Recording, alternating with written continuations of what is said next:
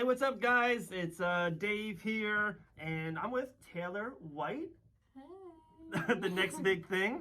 She's gonna whisper the whole time. I know. That's I'm how sorry. we're gonna do it. No reason to be sorry. So much to talk about. We're gonna have a ton of fun, like always. But then we're like, for the first time ever, we're going Oprah. We're gonna do it. We just got like. Long story short, we talked about it like off air, and it was like. Yeah. Just we've been family for over a year now, 2 years, and it's like it was like the first time where like I heard so much stories of like your stuff. You heard so much stories of my stuff because everyone has stories. Come on now, but it was just so cool. I was like so like moved by it in a good way. Like wow, like how much you been through and who you are as a person now and your career and so much. I was like so proud. I was like, oh my god, that's my girl. That's Taylor. That's awesome. So I was so pumped. But then, yeah, like we somehow came up. We're like, dude, I kind of want to do it. Like, I want to come on the Fight Bananas podcast. Subscribe on YouTube, Apple Podcast, iHeartRadio, all that good stuff. But then we're just gonna kind of let it go and talk about relationships. Talk about your first amateur loss to Shelby Corin. Talk about family and just old school stuff. Yeah, I grew up, got into fighting. Wow, I got like chills. I got chills, but thank you guys so much for watching, listening, and we're gonna get started. So, okay, first of all, like the first kind of question, the first thing we can talk about is how kind of boxing, and then boxing kind of crossed over to MMA, kind of like how it saved your life, how it's kind of redirected your life and energy for good. Yeah, boxing definitely saved my life. Just having a sport and a passion for something. I grew up without a mom. My mom left when I was 2. She was a drug addict, so all I really had was my dad, my 2 siblings, and my grandma. I actually have one of the best grandmas out there, by the way. Sure. She's the best. Yeah. We'll get into her later. But I actually have another sister that I don't even talk to. We have different dads, but we have the same mom, and I think she lives in Washington. I haven't talked to her in years. Her birthday was actually the other day, but yeah, I mean. Older or younger? Older. Okay. She's 27, I think. Last time I saw her, she was like 16. That's 27's not that old. Not that old. But yeah, I mean. I grew up with my dad, my 2 siblings, Justine and Peter. We were all really close. We all lived together. That's really hard. Okay, so no problem. No problem. No worries. It's to be all over the place.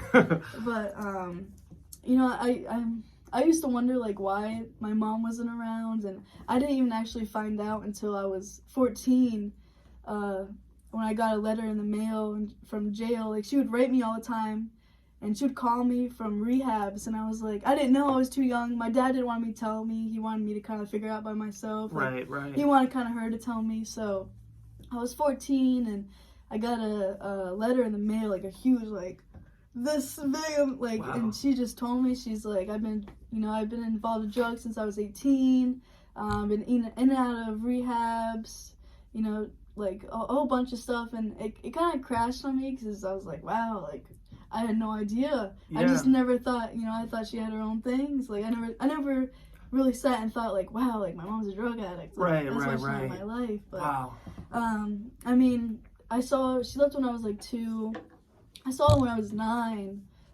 She came and got me. She drove to Florida with her boyfriend and picked me up, and I stayed with her for like 2 months. We went back to Connecticut, and my dad, I know he was upset. It's like my first time ever actually leaving. Right. And like going with my mom. And you were 9? I was 9. And okay, so just even that trip, was it, I can't, like being 9, like even, going to the mall with someone was like kind of fun just because it was like an adventure. It was something new, something kind of not on the daily, right? Yeah. Was it, in a way, like you were thinking it was like fun, like an adventure, like, hey, I'm doing this with my mom, 9 years old, like I'm kind of like, that's what it was in your head? I was excited. I was like, wow, I don't even know who this person is. Right, I get to meet my mom for the first time, really.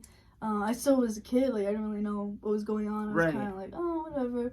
But yeah, we drove up and I was so nervous because I have no idea who she is. I literally don't know anything about her. Wow. So I was really nervous. I was surprised my dad let me know. I'm like, oh, like I know he was nervous too. And he when I was leaving, he gave me like some pictures of us together, and like he was really upset. I know he was, but Wow. I mean, I had to know who my mom is. You know Sure, what I mean? yeah. Like, And like that's so I knew it was hard as a parent. right. Like it's so Sure. amazing as a parent to like kind of not even letting go, but like just Yeah. saying, hey, that you have to have confidence in yourself and your relationship, Yeah. like with him and you, and then to be like, okay, and then of course too, being 9, you're not 15 or 19. Yeah, I have no like idea. you have to count on her to take care of you, Yeah. and She's you right, know, so. right? I Like was like, ice cream in the morning, Yeah. and you're watching like rated R movies at 9 years old. Yeah, I mean, but so yeah, we went up together, and I was there for 2 months. 2 months with her. Wow. And so we drove up, and we got to the house, her boyfriend's house. That's where she was living. And I went and I met my other grandmother. I call her Mina. And so I stayed with her for a little bit. We met her. I met my sister for like the first time. I actually remembered. She was like 16, I think, at the time. And I stayed with them, got to know them. I have an uncle too. I didn't see him at the time, but How was your relationship, like kind of the first time meeting your sister, 9 to 16? How was that? Honestly, I don't want to put her out there like that, but I think she was kind of like, Right. I don't know you. You Right. know what I mean? And, And- she didn't have her dad either, so like the only person that was taking care of her was the grandma. Right. So, she was kind of like, oh, like, you're my sister. That's cool. You know what I mean? Like, Right. we never had a relationship. Never hit it off. Even now. Yeah, I haven't talked to her in probably like 4 or 5 years. She, like, taught my other grandmother. She called me and said happy birthday a couple of years ago, and that was the last time I talked to her. But, yeah, I mean, Wow. they were really excited to see me, obviously. They were like, Yeah. So I hung out with them. My other grandmother introduced me to like Frankie Lyman, which is like a really old singer, so I really like that. Yeah, I mean it was cool. I saw my mom at the time. I don't think she was on drugs at the time. I don't remember seeing her, but I remember going in her closet. She had a calendar, and she had like everyone's birthdays and everything, and I scrolled like I lifted it up to mine in like January, and she didn't have it written down. And I was like, damn, like, you don't even know my own birthday? What the hell? Gosh. Like, I was like, wow, like, I didn't I think couldn't too imagine that, because like even just with that being kind of funny, or just like a story, like I have so many birthdays in my phone. I have like friends of friends, like like acquaintances. You're like, no, like in that morning I'll text them happy birthday, or even through social media, and it's always cool. And then like, man, like, and I know you know this about me, like with my boys, like we don't have like a birthday. We have like a birthday week or even month. We'll do like a bounce house this weekend. We'll be at SeaWorld and like Disney Springs. We'll like just make sure, like I always want to give them the best memories that they have, especially around their birthday, so they'll always remember that. So to kind of the opposite of that, like I don't know that mindset of like her not having your birthday on a calendar. Like that I was shocked too. I was like, I know your birthday. I'm like, hey. Right? And it's like, disappointing. I guess that's the word I'm getting at. Definitely. It's like, I was kind of hit me, and I was like, oh, but I was 9, so I was like, oh, whatever. She probably just forgot to write it down. I wasn't really like trying to think too hard about it. And then, so I spent a lot of time there with her, and then I came back home. My dad was so excited to see me. And then how did the end of the 2 months go? Was it like a good leave? Yeah, I had fun. Okay, I had fun good. with her. Okay. I got to know her a little more. I cried when she like came back and dropped me off, and then she bought me a little like track phone with minutes on it, so I could call her and like talk to her here and there. Yeah. And then time went on. I would hear from her here and there. That's kind of like how it's been for years. Like sometimes she'll hit me up, sometimes I won't hear from her. I haven't heard from her in a year now, but so we would talk here and there, and then. Like the next summer, she told me when she left that she would come see me next summer. So I was like, okay, like I got really excited, and it was like coming up to that time, again, and she told me she wasn't gonna make it, and I was so devastated. I remember going in, my dad was laying down, I went in the bed, I just started bawling my eyes out. I was like, I didn't understand, I didn't know, I was 10, I didn't understand, I was like, wow, like, okay, then now she doesn't want to see me anymore, Right. And then and I didn't really think too much about it. It would make me upset, but I wouldn't I was kind of like got over it as I grew up, you know. And then when I turned 14, I would get calls from rehab and letters here and there. Didn't know, and then when I was 14, I got that letter. I was like, oh, like it makes a lot of sense. I was upset, right, cried, right. but I honestly, I'm not upset about it. I could sit here and hate her for leaving me and picking drugs over me, but that's just not the kind of person I am. Like, she had her problems. She's been doing it since she was 18, you know. I'm not mad about her. Like, yeah, like, and like, we're just kind of snowballing and wherever it goes. Like, you don't want her like mistakes or her decisions to like hurt you and hurt your growth and the person that you're becoming and the champion you're becoming. Like, if you kind of let that, you know, I have huge chips. I have a huge chip on my shoulders, and I do, and I think that's why I work so hard, and like I want to prove every doubter, every wronger, every person that's like bumped me the wrong way. I'm like, no, I'm like going to be major successful, like, even if it's not like in our fields, but like through life and through family, and like no one's going to have more fun, more smiles than me, right? Like I'm not going to let that down, but like you saying, hey, it's almost like letting it go. It's like, hey, 100%. right, like I accepted it. Yeah, exactly, acceptance. And like, I know I'm never gonna have a relationship like that with her, you know. Right, yeah. And you have an awesome dad / coach. And I guess like let's kind of get into that. Like, so how did turning into boxing? How did becoming I've heard so many stories of you boxing in the park, and then like the start, and then it's just so cool how it's so cool having that Port Orange Pal show a couple weeks ago, and just like the build, the rise. Crazy. Chris Mixon's just doing work. People from the Pete White boxing and MMA. It's just like that whole gym is like the momentum's like that. It's like from the start to now, it's like it's incredible. Yeah, that's okay. So I was 9 years old, and I remember my brother was like really into Mike Tyson. Okay. And he you know, my brother gets on kicks when he really likes stuff. He wants to do it. You know, that's the kind of guy he is. Yeah. So he really liked Mike Tyson, and he told Dad, like, all right, I want to box. And my dad was like, okay, like, whatever. So he actually started boxing with Jay Conroy and or Gary Conroy and Elmo. I don't know if you remember Elmo, but no. Okay, so before your brother, that was the start of the boxing, like in the family. My brother, Mike Tyson. He liked Mike Tyson. He was like, all right, let's do it. So that's he had a couple fights, and he lost his first one. And I think that's when my dad was kind of like, all right, this is something my son wants to do. I'm gonna get into it. So my dad really started studying it, started talking to a lot of people. You know, really got into it. And you know, we were pretty like kind of poor when we were growing up. We didn't really have a lot of stuff, so boxing was really honestly an escape. And I was bullied really bad in school, and especially in elementary school. I got made fun of because of the clothes I was wearing, and my sister actually told me the other day, like, we were talking about old stuff that happened, and I actually got like locked up in a bathroom, and kids were like kicking me and shit, you know. And I didn't really ever think about it. Like, obviously I would cry and everything, but I kind of took it as like, this is what my family had. This is my dad's providing me. I'm not, you know, that I don't understand how kids could be like that, but they were kids too. So, but I used to get bullied so bad, like, oh my god.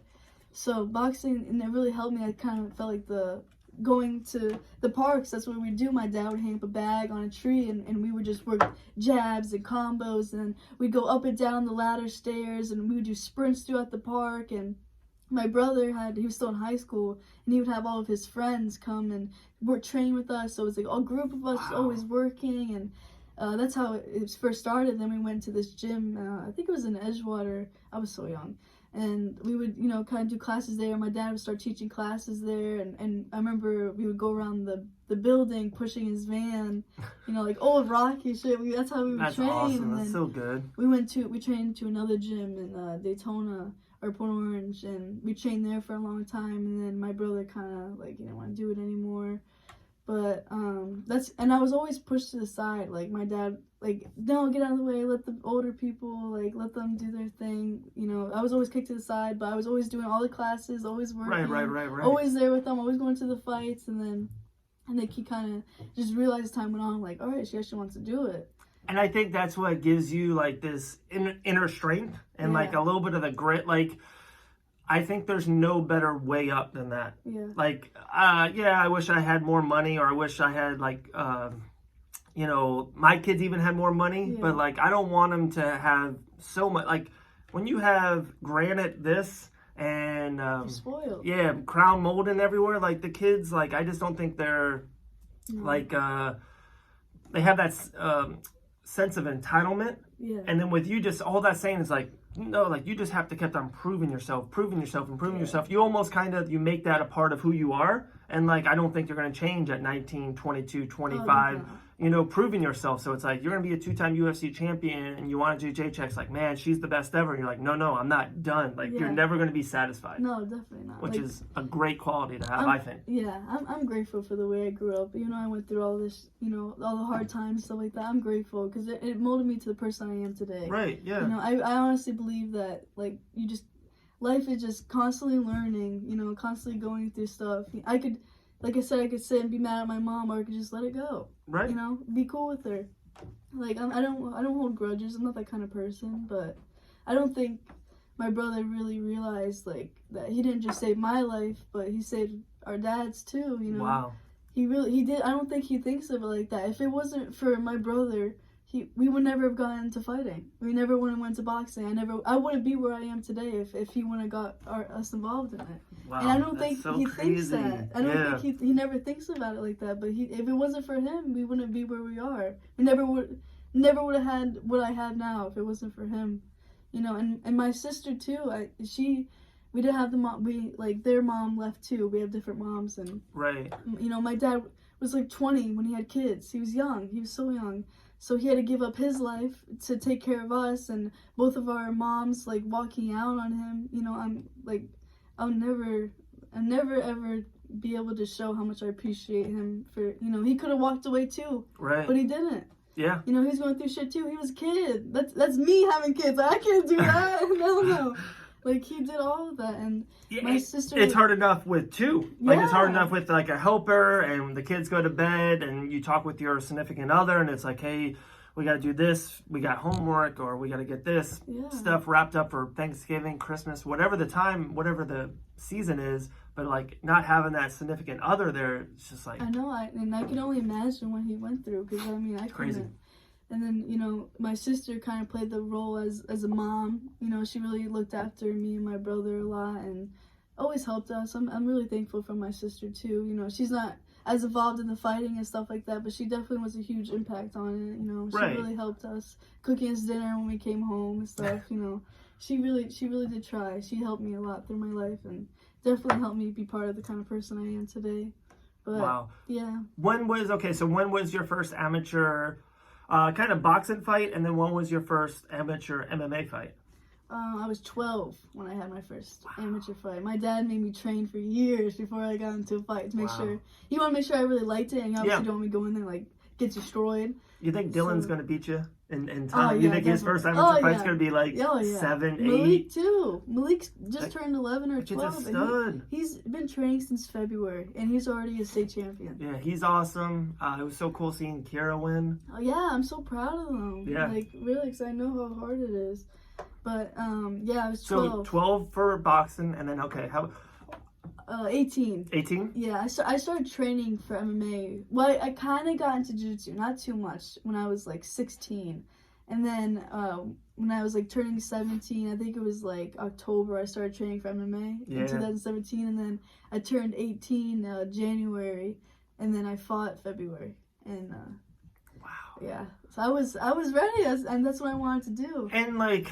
Pete and I talk about it all the time, and it's probably that easy as an answer. Like, is it because MMA is because of just the money aspect and just the opportunities aspect of being a female easier or better, and that's why it's MMA? Or is it like, no, like I found, like, you know, I love boxing, 12, 13, 15, whatever, and then like my love kind of turned into mixed martial arts? No, I love boxing, obviously, and I love MMA, too. But, yeah, that was, like, kind of a talk that we had, me and my dad. We talked about it, like, all right, boxing doesn't really pay shit. Yeah, like, you know, that's what I hear all the time. UFC, like, and Right. and I liked MMA.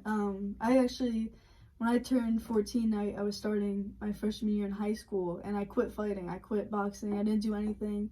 I would like go to his classes at night and stuff, but I got into weightlifting. Okay. And I did really good in that. I was on an Olympic team. I went to state, placed second at state my sophomore year of high school. Like I was really not trying to toot my own horn, but you know, I really liked weightlifting. I really got into it, so I quit fighting altogether. Like I would play around sometimes, but I didn't really care. And then when I turned 16, that's when I quit weightlifting because I was like, I loved it, and I'm so thankful for my coaches. I had Tim McRae, who was a 2-time Olympian, as my weightlifting coach, and he teaches at the high school. Gosh, that's awesome. Yeah, I mean, he oh my God, he made such an impact in my life for sure. You know, I would go in there and talk to him and like skip classes and talk to him about life and stuff because I was going through a lot of stuff, and he really helped me. He wasn't just only a coach; he was one of those people that like part of family. You know, right? He really helped me, and then I went to state, and then after state, I was like, this is it. This is like the highest of the high. You know? Yeah. Like there's not there really isn't like a career. There's not like a league. Yeah. I think there's like competitions. You know, but it's not like, you know what I mean. I was like, this is it. Like I go to the Olympics.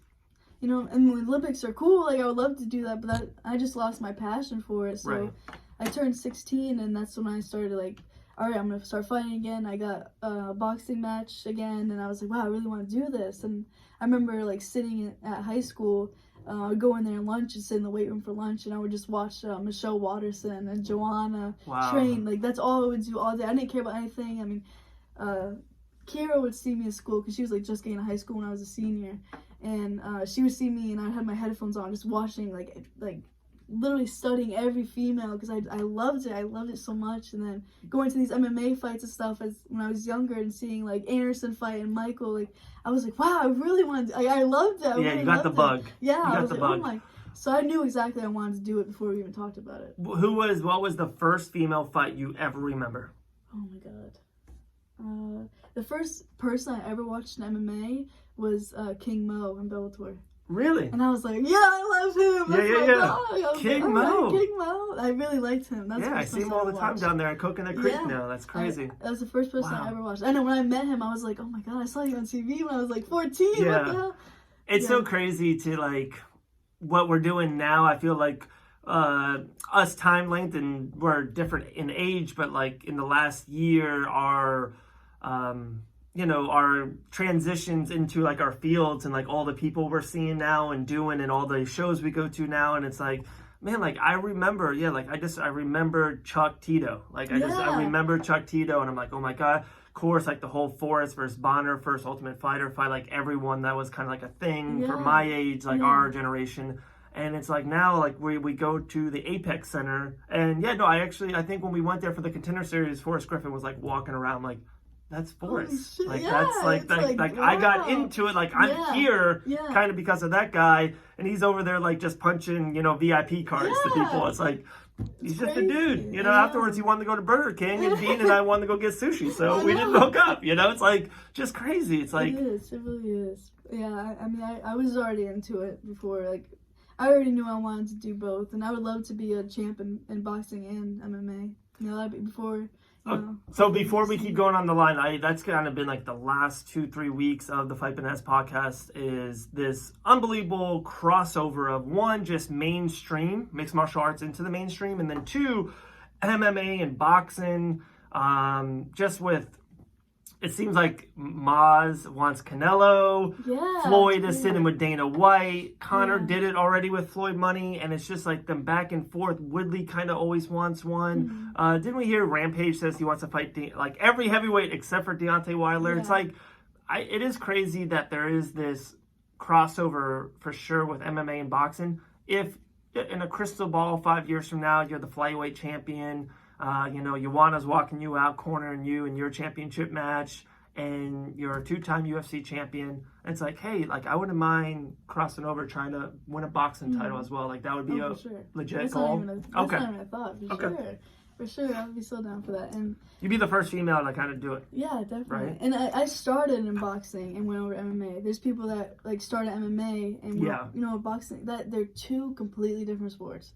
And I don't think people think that, right, like, you're punching, it's the same. Not even close. Right. Boxing is completely different from MMA striking. It's, Right. like, completely different. And that's why sometimes they say, like, the boxers, when they come into MMA, like, they have this huge advantage. Like, I hear it all the time. Like, dude, Jorge, his boxing in mixed martial arts is why he's nailing people. Yeah. Like, his hands, like, there's so many great MMA hands, but Masvidal has this edge because he's a boxer, kind of in MMA, doing work with the hands. It's a sweet science. Like, it's just boxing over to MMA. Those MMA strikers are like, holy shit. Right. You know what I mean? It's like, you can't.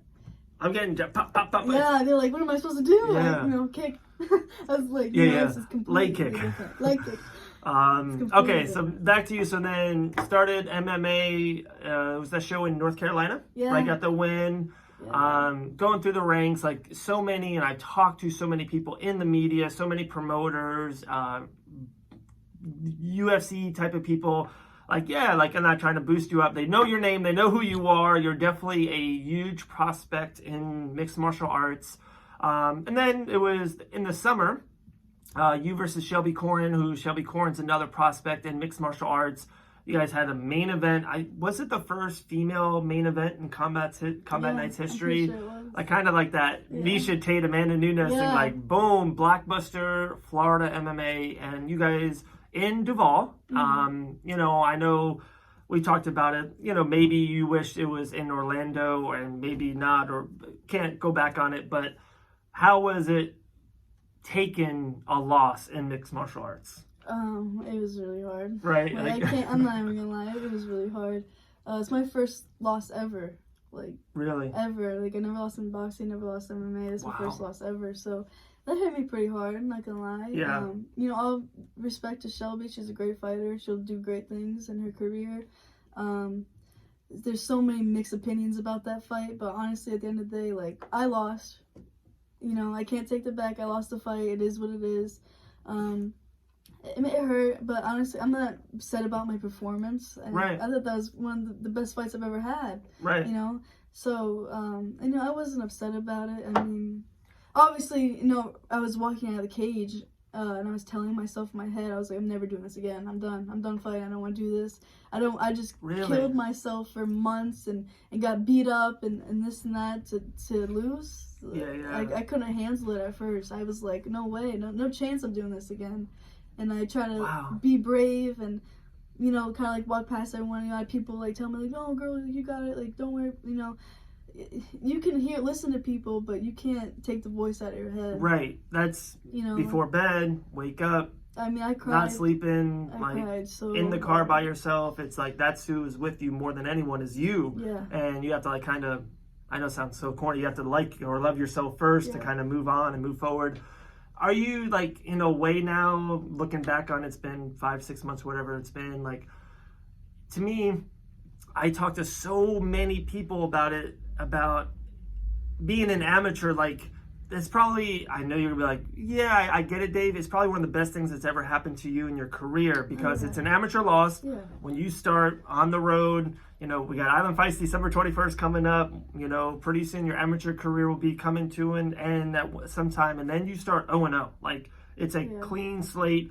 Like they see it or they look back on it, but like Dana White and Sean Shelby and you know people in management, they're like, I don't care about your amateur career. Exactly. Like you're an 0-0 pro, and then when you knock someone out, you're 1-0. It's like, wow, you're 1-0, great communicator, and like rising stock in MMA. Yeah. Like so in a good, like in a, not in a good way you lost, but it's like okay, I needed it's done. Like okay, there you go. For sure, I definitely needed it. I'm not like cocky at all. Like I don't think I'm a good best fighter or anything like that, but I needed it honestly, and it changed my life like completely. Definitely, like I'm a whole different person after that fight, and mentally everything. I'm just this year has changed me completely. Like I feel like a whole new, refreshed person.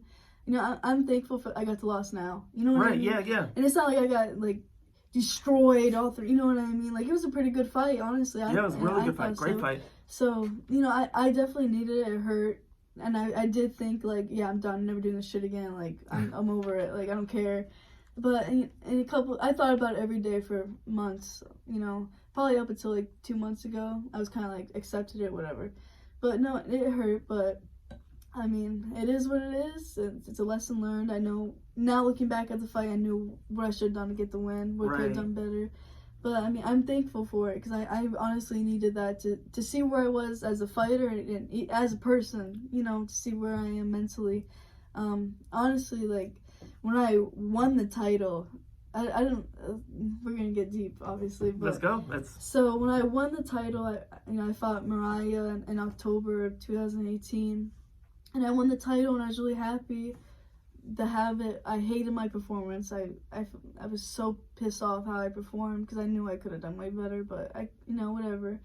After that fight, I was happy, and I celebrated everyone that night. And then the next day, I was like, whoa, like I'm not happy. I felt terrible. I felt like I just won a belt and I feel completely empty. I wasn't happy. I was like that for months, like October until May, and I was just so depressed. I didn't want to get out of bed. I couldn't even think about going to the gym. Like, I didn't want to train. That was the last thing I wanted to do. That's what I love. So not wanting to do. Like I remember I would literally just sleep and stay in my bed, and I would do nothing. I would just stay in my bed. I would get up some days and be like, why am I alive? You know, I hate to talk about it like that, but I was like, what am I doing wasting my time? Like, why am I here? I'm not doing anything. I won a title, but who cares? You know, I was just so there was nothing to be upset about. I know my life's good and everything, but I was just like, every day I was like, what am I doing? Like, I couldn't get out of bed. I remember I tried talking to people about it because, they say it's the best thing to do, and I tried talking to my grandma. My grandma, she didn't know what to do. She said, I've never felt like this before. I don't know how to help you, but I'll listen to you talk. And you can't explain to somebody. You can't explain how you feel. No one knows how you feel. Right. So every day I was just like, why am I alive? Like, why? I didn't want to go to the gym. I would stay in bed all day, and it's like the most miserable thing. And I was like that for months, and then. So like a state of depression. Oh, 100%. For no reason. You just woke up and I was like, what am I doing here? And it's like, same thing. I don't know how that feels. And like, I've never been like that. Like, of course, I've had some really horrible days and really bad days and everything. Has ups and downs. But like, I never know how that feels. And like, a couple people have talked to me about it. And it's like, and I always just I always just like try to be a listener. Like, always, like you said, like I'll definitely listen to any person. You can call me at any time. Everyone knows that knows me. Like, can call me whenever. I'm always up. I'm literally always up. People on Facebook, like they like something of mine at 2:13 a.m. And I DM them right away. I'm like, hey, so you like that podcast, right? You're like, what are you doing up? I'm like, I'm always up. I'm just up. I get up early, stay up late. I'm just up.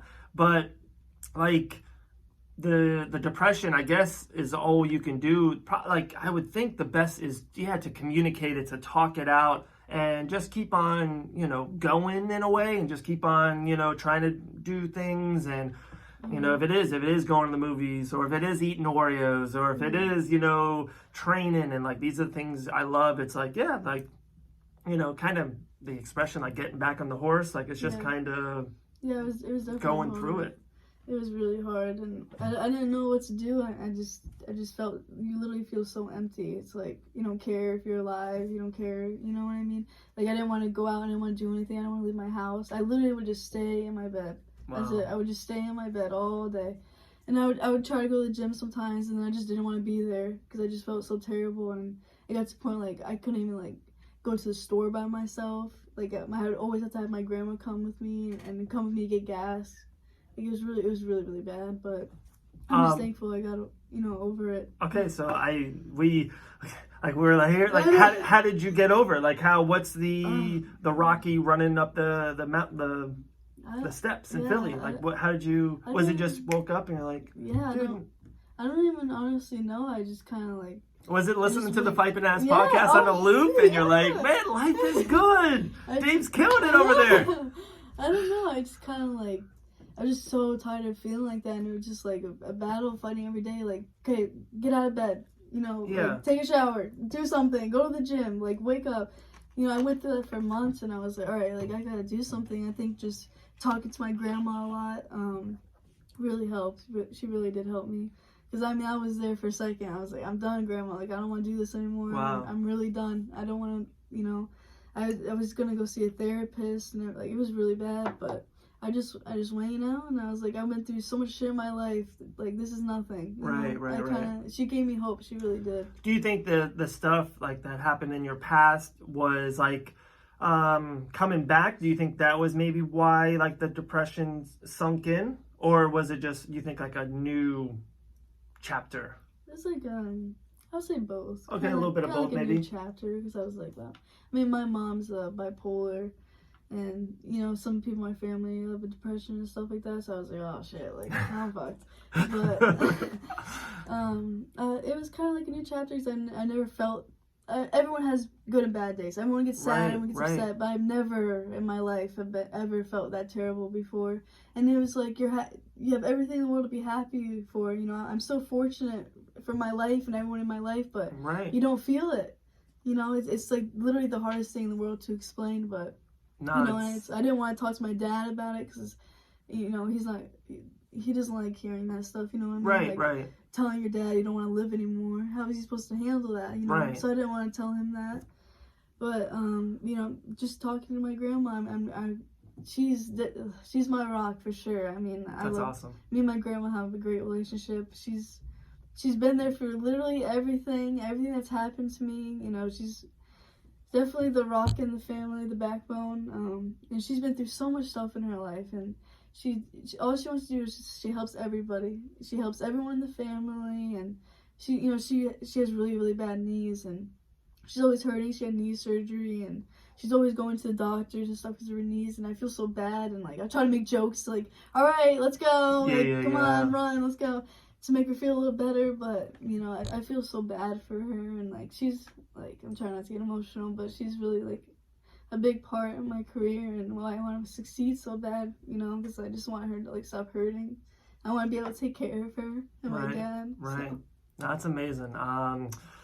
Love hearing like this, the love, you know, coming out of you, and just to kind of like lastly rewind back on the whole thing. And I know I don't even know how to say it or start it, but like if anyone like ever, of course you know this, but like anyone ever listening or watching it or podcast, like, and just they like, hey, I really don't know who to talk to. And sometimes it's really hard to talk to like your closest people, because it is like I know this sounds like anyone out there in the whole world, you can always talk to. You can, my social media, I'm at David Van Auken. I'm so easy to find. Instagram, Facebook, you can DM me.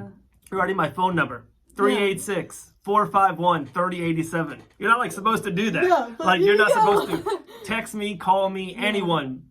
Man, female, 585. If you're ever down and you think like you need someone to talk to, call me. Yeah, same here. Real talk. That's just it. Same here. Yeah, I've been through it. I know. You know, my Instagram's taylor.white, Facebook's taylor.white. Like, I'm here for anybody. You know, you feel like you want to give up and you don't want to live anymore. There's always something to fight for. Right. There's somebody out there that loves you. You know, I was fortunate to have my grandma to talk to. There's always a reason to keep going, and I'm so glad I never hurt myself or did anything. No. And I would hate to, you know, a big part of that too was like I didn't want to put that on my family. Right. Yeah. You know? Absolutely. I couldn't be that selfish to do that. Yeah. Like it was on Instagram, like on your stories. Like I would rather hear you talk about it than hear it in your eulogy. Like there's no way. Like you know me, I would be freaking heartbroken. Okay, all right, we're moving on. Man, I told you this is the Oprah Fight Bananas edition. There's like two more things, and then maybe if stuff branches off of them, they branch off. But the two last things. One is, you know, December 21st, amateur fight, Island Fight 61. We're definitely going to talk about that. And the second thing I'll leave in the back radar. But December 21st, you're back at it. Yeah. Island Fight 61. Finally. Gosh, I know. Like, and it's the year of 2019, what Island Fights did for fighters is just insane. There's just breaking news all the time. So many. We don't have to go through the list. But it's just like, that's just a organization right now. If your goal is to become a UFC fighter, Bellator, PFL, 1FC, Invicta FC, whatever it is, like Island Fights is just where to be. And so that, I can't wait. You versus Macy? Yeah, right? Macy. What's her last name? Bruce? Bruce, something like that. Okay, so it was so funny. We went back and forth. I think she's gonna come on the podcast. She's really excited about the fight. It was cool. She felt the bigness of fighting on Island Fight. She's excited too. Like, she knows this is the biggest opportunity for her career. She's about to turn pro as well, and it's one of those fights. Same thing. And I feel like it's a little bit like you and Shelby. It's one of those fights that you're like seeing now at the very end of your amateur career, and who knows, you might see it again going forward as a professional level. Mm-hmm. So let's talk Island Fight 61. What does this fight mean to you, and like how big of a fight is this? Yeah, I'm so excited to fight for Island Fights. Like, Dean already knows that. I'm so excited. I think she's gonna be a really good opponent, especially a good one to come back off of a loss. So I'm really excited to go on, put a show, finally fight in Pensacola. I've seen like everyone on my team fight there but me, so I'm really excited to go. I almost fought on that card before you. I know, but I'm so excited. I really cannot wait to fight again. I needed a couple months to kind of, Right. So I'm so excited. I've been doing like boxing matches and tournaments in between, so I feel really good. I'm so excited to fight. I just love to fight. Like, I love every part of it. Win, lose, lot, whatever. I don't really care. I love fighting, and I think it's gonna be a really good fight. So, do you have a goal in mind when you want to turn pro, or is it just whenever? Like, it's just whatever feels good for me and your dad Pete and the close people around you, or you're just like, no, I really like. The Macy Barber thing, it's nuts. She's like, I want to be the youngest champion. Like, that's her goal. Like, that's her. No, that's dope. Like, her motto. Yeah, it's like, I'm down for that. I don't know. I've talked to a lot of pros, and they all just say you'll feel it. Right. They say you'll know. Okay. Yeah. Maybe it's like getting married. Like, know. You just know. You'll know. I guess I'll feel it. And I have some things I want to work on still and get a little better at, and then maybe next year. Okay. Wow. All right, so maybe the last thing, and then if anything else you want to talk about, we'll talk about it. But it's always like an elephant in the room with some females in the mixed martial art game, like relationships and just like the up and downs. And it's some of the fighters, I've talked to some of the female fighters, sometimes they say it's like you're like, sometimes guys are almost like scared, like, or just like they're like, wow, like you're there you go, like you're a badass fighter and you're strong, and you're like, some guys are like, they just don't know how to deal with it. And you see a lot of times, especially in MMA and female MMA, they date fighters. They date people in the community because they know what it's like. You guys know what you're going through. You're with them all the time, train with them, punch them. Like, it's just a part of it. So like, how is it being a young female in mixed martial arts and relationships? Yeah. Well, 2019 has taught me a lot. I went through my first loss. I went through a breakup. Honestly, I was with someone for a long time, and sometimes things just don't work out. It wasn't the best relationship, a little toxic, but I'm so thankful for it. I'm thankful for him. He was definitely a huge impact on my life, and I think I'll always kind of have that place in my heart. Right. Kind of like he was with me and I was with him going through all of this. Right. Being in relationships are extremely hard, especially if you're an athlete, because you have to be selfish. You have to put yourself first, your career. So sometimes things don't work out, but honestly, I'm so grateful for that relationship. He taught me so much, turned me into the person I am today. Like I said earlier, my mentality, just how I am as a person now, is completely different. I'm so much happier. Not that he made me unhappy or anything, but I'm just so much happier and very positive now. I look at everything as, life goes on, stuff happens. I'm forever thankful for what I had, and I mean, sometimes things just don't work out, but life goes on. You never know what the future holds, right? But I mean, I'm happy with where my life is and where I am, and I know he's gonna do great things. So if sometimes you have to put yourself first, and that's just how it is. And right. I'm so young. I'm so, I'm Yes. really, I'm entering my 20s.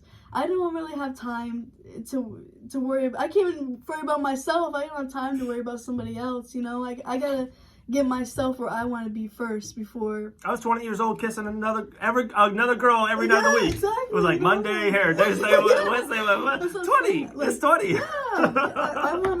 I've been in a relationship, for so long, and I want to fight, and I want to have fun, and I just want to put myself first and build a future for myself. Right. And when the time's right, maybe when I'm like 45, I'll think about a relationship. But for right now, no, I'm not. I don't want to have any problems. Your dad's listening to this and watching this. She's like, 45, yes! Oh, yeah. He's like he's happy. So happy. He's like, oh, that's my girl. He goes, Dave, best podcast ever. Yeah, no, but I'm anyone that goes through a breakup, you know how hard it is not to have that person in your life anymore. Right. But I mean, one day we could be friends again, and life goes on, and you can't let it drag you down. You just have to accept it for what it is.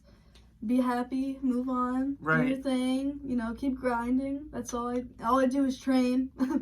I just want to be a champion. Train. Well, I got to think of a song. One thing I said like in a podcast probably like a couple of weeks ago, and it's kind of like hand in hand, is the fight game and relationships. Mm-hmm. And this is a secret to everyone out there listening, especially fighters or coaches or trainers. The fight game is relationships. Yeah. Like it's, you can be the best fighter in the world. You can be amazing. You can be Floyd Money Mayweather. But if you don't have the relationships why is Floyd sitting with Dana White? Like Floyd makes so much money. It's relationships. You to co-promote and to build. You can be the best fighter in the world, but if you don't train at other places and get on other cards and do stuff and connect and be relationships, like it's nothing, right? So like the thing I said, and it's so true with fighting and relationships, just never ever burn a bridge. Yeah. Like you just don't know. Like you don't know. You don't. People change, people evolve. Yeah. And then sometimes it's even if you don't really change that much, time heals stuff, and you never know where you're going to be at 3 years from now, and you need a short notice fight, or you need this person to help you in a training camp or whatever. Yeah. It's crazy. It's like it is. Like that's just really like that's lesson number 1 here at Fight Finesse. Never burn a bridge. Never burn a bridge. That's true. That's really true. But wow. Yeah, 2019 has definitely been a year, but I'm really thankful for it. I can honestly genuinely say I'm the happiest I've ever been in my entire life. That's so cool. I'm so happy hearing that. I really am. I'm so happy. I mean, just nothing upsets me. Even like road rage, I'm like, all right, Taylor, is this worth getting upset about? Like, relax. Like, it's not. Just be a good person. That's one thing since I started fighting is I want to be known as a good fighter. Of course, who doesn't want to be known as someone who's awesome, whatever. Yeah. But even just be a good person. I just want to be known as a good person. Someone, that will help whoever. Just be nice, be kind. You never know what someone is going through. Right. You never know. And kind of brings up something I wanted to talk about is someone who was really close to me who actually committed suicide was Michael G. This couple, 3 years ago, and we were really close, and I grew up with him in the gym. When I first started training, that's when he came in. I remember he came in, and he said, I'm a boxer from Puerto Rico, we just really hit it off. I grew up with him, definitely by my side, and he had his demons. Everyone has their demons. Right. And, I guess he just couldn't handle it anymore, so you just never know what someone is going through. You really don't, and the last time I saw him was at the gym, and he would always tell me that he loved me and to smile and be happy, and that was the last time I ever saw him. And then I saw him at his funeral, and like seeing him there, it was open casket. It was really, really hard, and I couldn't even stay through the funeral. I actually had to leave and go to the gym. I just sat in the ring. I was just crying because you never know what someone is going through. So just be a good person. Right. Be a good person. Yeah, and even just with the generation we're at, 2019, 2020, sometimes being a good person, of course, when you're live and you're meeting people, shaking hands, giving a hug, looking someone in the eye, but not even that, just even through social media, so much of what we do and the fight game is social media, like branding yourself. And you're your own brand. Yeah. My dad tells me all the time. You never know what a share, a follow, a smiley face, like what it does to the other person out there. Exactly. It's like, you never know. A fighter out there, it's like, imagine like you put in a train-in video and like you for an hour and a half in the Florida sun, busting your tail, and you trained, and you put this like video out or like a picture of you like, yeah, let's go. I'm into it, and like no one likes it. You know what I mean? It's just like it's almost like, man, should I grind that hard the next day? Like you know what I mean? So it's just be nice. Yeah, just be a good person. Especially in fighting and stuff. Like I feel like so many of these girls are like just going at each other. Like lift each other up. You know what I mean? Like I'm not against any female, opponent or not, someone I fought or haven't. You know, just lift each other up. We're all in this for the same reason. We're all trying to be in the UFC. We're all trying to be champions. You know, but you know, focus on yourself. You know, grind, whatever. But don't treat everybody else like shit. You know, we're all trying to do the same thing. That's a great point. And like, you need a dance partner. Yeah. You do need someone. Respect your opponents. If everyone's like 0-7, like the UFC wouldn't be like, okay, who cares? You beat 4 0-7 girls. Like no one cares. And like the UFC. We bring them up, you know, anyone listening to the show, you know, I like Georgie Masvidal. So like if Masvidal wouldn't be who he is right now today if he didn't have this great rival with Ben Askren, and then having the BMF title, New York City, The Rock, Nate Diaz, all this stuff, like you need a dance partner. You need someone to kind of roll with and go with. And if you know, you just brought up female MMA, if you're always bashing the other side, like what does that do to you? Like it's just, you know, it's nothing good. Like you want to beat the best version of the opponent, and you also want to beat a good opponent with a great record who's a good fighter. Be like, what a great accomplishment. You know, and December 21st. I'm excited. Wow. I'm glad she's down to fight. But that's like going off like the loss again. I'm an amateur, you know. Amateurs, they're not gonna look at, like you're like 4-10. Nobody wants that record, obviously. I'm not saying I want that record, but they're gonna see how many times you fought. You know what I mean? They're gonna see like, all right, she's fought like 20 times. Okay, you know what I mean? Amateurs all about experience. So don't be scared to fight. Right. Fight whoever you want. Go in there and brawl. That and like honestly, like even the pro, what's Masvidal's record? He's literally. I looked it up. He's like 30 something. He's like 35, like in 13. Yeah, 35, 13. Yeah. He is the absolute biggest name in mixed martial arts. He's lost 13 times. No one cares. Like no one Diaz. Cares. But I honestly can't tell you Conor McGregor's record. I can't. It's like 23-3 or something. And it's like, you know, no one wants to lose. Yeah, no one, of course. Yeah. But people want to see a show. Yeah. You know what I mean? You can't be sitting there like laying back, you know, scared to throw punches. You're gonna get popular because people want to watch you fight. You're an entertainer. That's what you are. That's your job. You're in there to fight. You know, put on a show. Who cares if you lose? At least you gave it your all and you were swinging. You know, you put on a show for everybody. That's what people want to see. Wow. Any sponsor plugs or any kind of I guess I call somebody. Wrapping it up, or is there anything else? Like I'm so happy to have you in. Man, it's been a couple weeks and it's just like we've been trying to do we're usually you were usually funny, go lucky. We actually have we have a couple new podcasts and a couple new ideas and hypothetical stuff we're going to talk about in the future, but like you were like, Dave, no, I want to come in and just like, tell my story, tell a backstory. I almost swear on anything in the world, I know this show, this podcast will help somebody. Like I know someone out there is going to listen and hearing it. And I'm telling you, try that cell phone. That's a real number. That's it. Just if you're ever in need or anything like that, reach out. We're both here for you for sure. Definitely. But anything else, or you're? I think this is pretty cool, like to open up and have people kind of see more side of me that a lot of people didn't know. That's like literally maybe a fraction of my life. That's like happened. Like, I can't wait to your book. I know. Man, 2025, guys, buy it on Amazon. The Taylor White, the next big thing story. Yeah, definitely. Wow.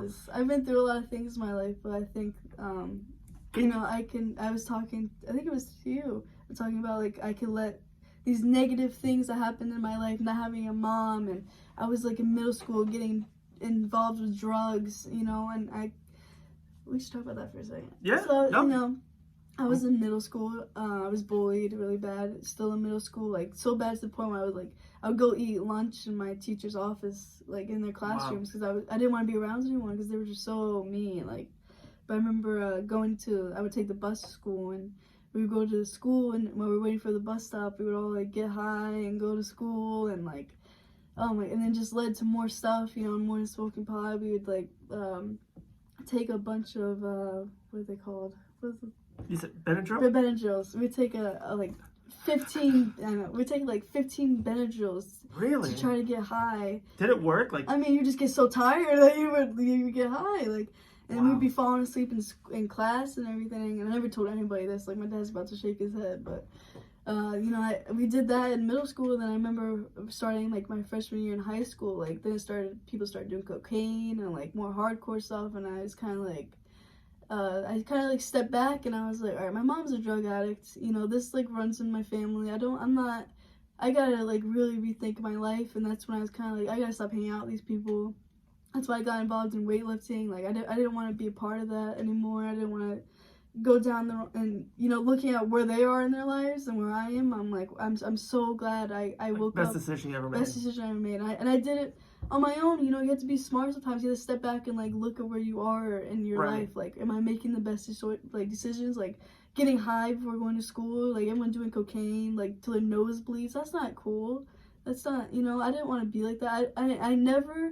And every sport I've done, I played soccer, you know, weightlifting and fighting. I never ever wanted to be average. I never wanted to be, oh, I'm good. You know, I want to be the best. I've always wanted to be like that. I never ever want to be average. That just has never, my entire life, been something, you know, I always knew I was destined for something great, you know.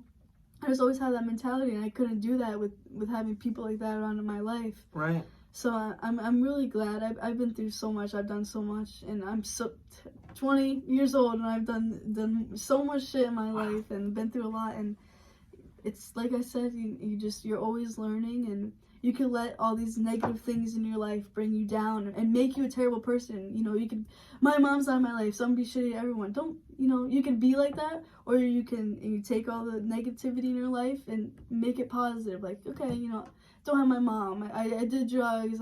I was depressed and this and that, and someone I loved killed themselves. You know, I could let all that stuff bring me down and be miserable. Or I know what it feels like to feel terrible and sad, and I can, you know, use my life and put positivity on somebody else instead of being negative. I can make them happy. You know, I've been through everything. Why would I want to make somebody else feel like shit? You know what I mean? Just be a good person. Like, and that's something 2019 taught me. I went losing, the heartbreak. I was really upset. I gained a bunch of weight. Like, the only thing that made me feel better was eating. So I would just eat and eat. I gained like 20 pounds. Like, and some people that's not gonna make sense to, but when the only thing that makes you feel better is eating, you get that sugar high, and you're like, wow, like, you know. And then of course you hate yourself when you gain 20 pounds. But you know, I went through that, and I went through a lot of stuff, and I'm really grateful this year, and like I said, I'm the happiest I've ever been in my entire life. And that's awesome. I'm so happy hearing it, and like I've been getting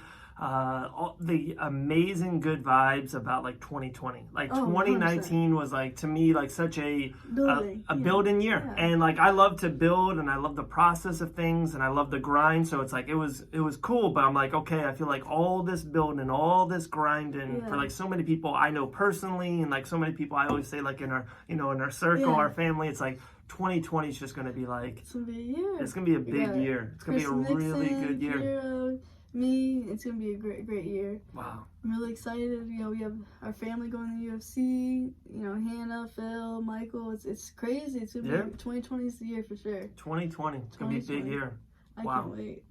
Taylor, thank you so much for coming in. I'm so glad I got to do this. Maybe a couple more years we'll do another one. Yeah. The book is coming out. The book is coming. The next big thing, 2025, Amazon, like that Christmas present for sure is coming out. 2-time flyweight champion.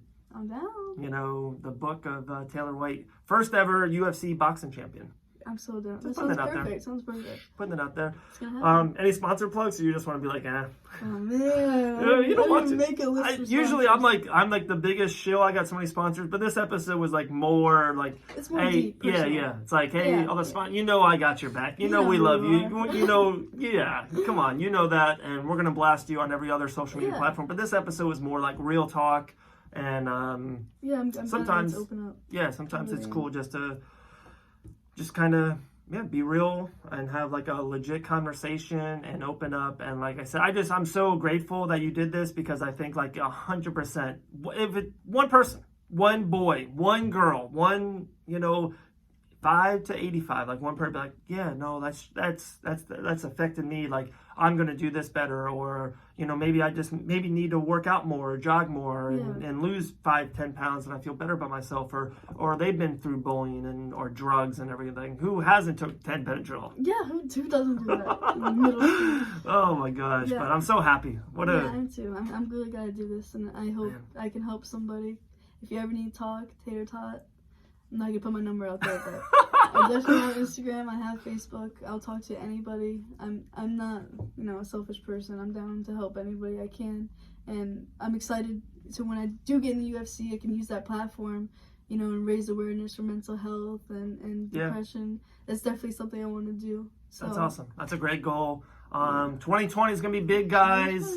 Taylor White, the next big thing. Follow her on all of our social media platforms. Big news, you know, December 21st, Island Fight 61. Taylor will be fighting on it. And so much more. So many big things are happening. 2020 is going to be huge. Pete White boxing, Port Orange Pal doing some more shows. So just very, very exciting time to be around. And yeah, this was the first Oprah edition of the Fight Bananas podcast. We're like 110 episodes in, just blazing through. Crazy. Wow. Well, thank you guys so much. We'll talk to everyone soon. Thank you.